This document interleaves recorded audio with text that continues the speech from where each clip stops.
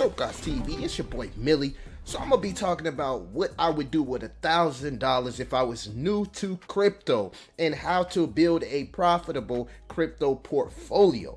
Just remember, I am not a financial advisor. This is not financial advice. Hence the reason this will be a very conservative portfolio, family. We are only using $1,000 with this portfolio, but I just want to kind of like give you an idea if I was new to crypto after doing my research, how I would be looking to build a portfolio. Well, not really per se if I was new to crypto. If I knew what I knew then when I first joined crypto, how I would personally build my portfolio. And I want to say this before I actually get into the video. It's kind of like paying your dues, paying your tuition for crypto, man. You got to understand, you know, a lot of people, like myself included, jumped in, no research. It's like we knew what we was doing, but I've been learning in the last 2 to 3 years as much knowledge as possible. And again, if I knew what I knew then, you feel me, my portfolio and strategies would be totally different. So make sure you do your research. Don't listen to any influencers or YouTubers, and take everything, family, with face value. Make sure that you like, subscribe, hit that notification bell, and keep your favorite crypto and door-to-door entrepreneur. Let's get straight into it. All right, so how I would be building this portfolio. First and foremost, what I've learned and what I would pay attention to, family, is the Bitcoin and Ethereum dominance. Now, if you don't know what the Bitcoin Ethereum dominance is, it's the whole hold over the market, the dominance. You can find it on COINBASE right here at the top, family, and you can see Bitcoin dominance and Ethereum dominance right there. And to round it out, it's about 60% of the whole crypto market. And seeing that we know that Bitcoin and Ethereum is not going anywhere, you know, I would take that same 60% and apply it to my $1,000 to create that value with Bitcoin and Ethereum, just to hedge against a lot of my small cap and higher risk projects. All right, so out of that $1,000, we gonna put 400 towards Bitcoin store value. You feel me? Using it as a savings account, as a gold, as a digital gold. And then we're going to put 200 into ETH, because we know that ETH is going to be around long term. It's something it's like the web of crypto. It's literally Google. Everything is being built, you know, everything worthwhile and everything with some type of value within crypto is being built on Ethereum. All right, so family, that's $600. That leaves us with $400 left. So all right, so what do I do if I knew what I knew now? I would go do my own research, all right? You can see most projects, altcoins, are down almost 80% on the year. So we are officially in a bear market, bear run if you're new to the channel. But you can go here to Leapfrog, and you can pretty much find every crypto narrative. So what I would be doing, family, is I would be doing my research on crypto narratives, stuff like layer ones, layer twos. You can go up here to the top, DeFi.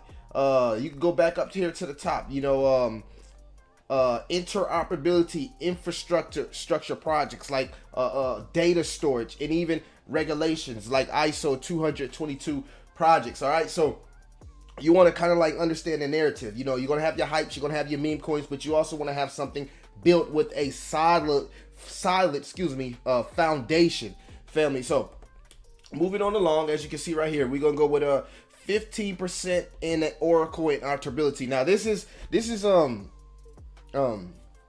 could be what's the word I'm looking for? A lot of people probably would put 15% in the layer ones, but I like what Oracle's and interoperability's use case and utility could potentially be in the next bull cycle. So I'm going with 15% in an Oracle and interoperability crypto. Do your research, something like a Link or Quant, and that's $150. We'll be putting 10%, and you'll notice these two are a little higher than the last three. 10% in a layer one. So layer ones could be your H-bar, your Nears, your 88 Cardanas. You put $100 in your, you know, man, you only use it. We only working with $1,000. All right, so $100. That's 10% of 1,000 in your layer ones, and you can do your research on layer ones. There's a lot of good layer ones out there. I like Hedera, Nair. You feel me? They got AVAX, Cosmos. You know, you do your research, and whatever project stands out to you, that you get that good energy with, you know what I'm saying, you can start investing. And again, it's many other Oracle and interoperability tokens that have a smaller cap, and you can even get a higher reward. But family, to all the DJs, in the chat, remember, this is also for the new people that's part of the crypto channel. So we want to create that alpha value and give them something conservative, because we're all about making money, not losing money, family. Next, we're going to put 5% in a layer 2. Layer 2s help Ethereum. They help people save money on fees. They help with speed, etc., etc. The top layer 2s, in my opinion, are Polygonmatic. They got the partnerships with Disney. Optimism, huge VC project. A lot of VCs really like Optimism, and even IMX. We've seen IMX, which is ZK rollups. They do ZK rollups. They've had partnerships with GameStop, etc. They do a lot of stuff with games. So you were putting $50 in a layer 2. You could put any one of your layers 2s. You could go with ones that's blue chip, which means they have higher market caps, or you can go with something with a small cap. But since we're doing a conservative portfolio, we're going to focus on blue chips. All right, next 5% is going towards data storage or gaming. So if you're a big person that's bullish on gaming, then hey, go with gaming. But if you're big on utility, a real world use case, something that you know for sure is going to have a use case, you can go with data storage, stuff like Arweave, Filecoin, Crust Network, and many more. Go do your own research. And then as far as gaming or even content creation, music, you can go with Gala, Arweave, Illuvium, and so many more other gaming and music projects out there. We're going to stick with $50, which is 5%. And then we're going to put our last 5% to a meme coin or a hype community token with high risk, but also small cap. Now, it doesn't have to per se be small cap, because we can see something in the top 200 or the top 150 still go parabolic. So find you a good meme coin with a solid community potential use case, which means they have been building within the bear market, or find you a small cap, something that's high risk, but you can see being the next big project in the crypto space. Again, we're putting 5% towards meme coins, towards our high risk, something like $50. And believe it or not, family, you might get your biggest return from the high risk and the small cap, or you might just lose everything. So that's why we call this high risk. Remember, not financial advice, just keeping it real.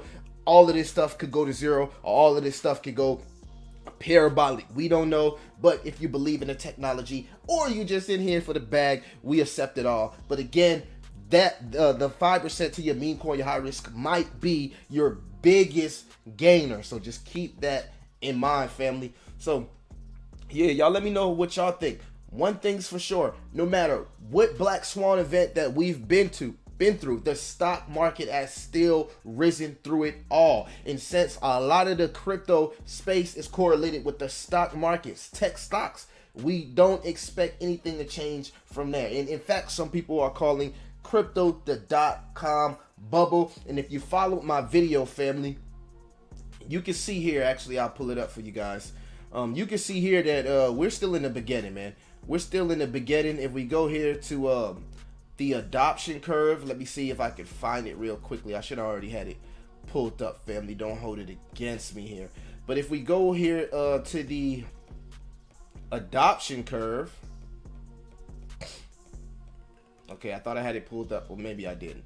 But if we go to the adoption curve, man, we're still early, and that's a huge thing. I thought I had it pulled up, family, but I didn't. But we're gonna continue the video. But we're still early as far as the adoption curve. But you can also see right here, we're currently in a market cycle. So again, not sure where we are in the market cycle, but we're somewhere down here, and we're somewhere in the stage where a lot of people are accumulating retail, and a lot of institutions, hedge funds, are buying the bottom. Let me see if I can actually search here what I was looking for as far as the adoption curve. So again, you can see it right here. This is what I was looking for, adoption curve. So we're still in the innovators. We're still in the innovators, which is completely early, man. 1% of the whole wide world is using crypto, family.